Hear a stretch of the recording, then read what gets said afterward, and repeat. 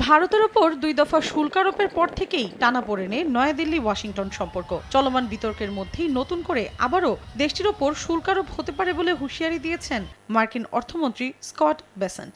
বুধবার ব্লুমবার্গকে দেয়া এক সাক্ষাৎকারে তিনি বলেন, যুক্তরাষ্ট্রের আলাস্কায় ট্রাম্প পুতিনের শুক্রবারের বৈঠক আশানুরূপ না হলে নতুন করে শুল্কের খড়গ টানতে হবে ভারতকে।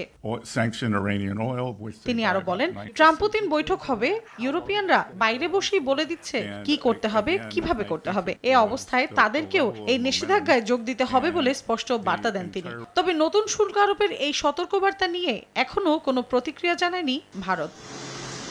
রাশিয়ার কাছ থেকে তেল কেনার দায়ে চলতি মাসের শুরুতে ভারতের ওপর অতিরিক্ত ২৫% শুল্ক আরোপ করেন মার্কিন প্রেসিডেন্ট ডোনাল্ড ট্রাম্প। এর কারণে আগের ২৫% পাল্টা শুল্কসহ ভারতীয় পণ্যে ট্যারিফের পরিমাণ দাঁড়ায় মোট ৫০%।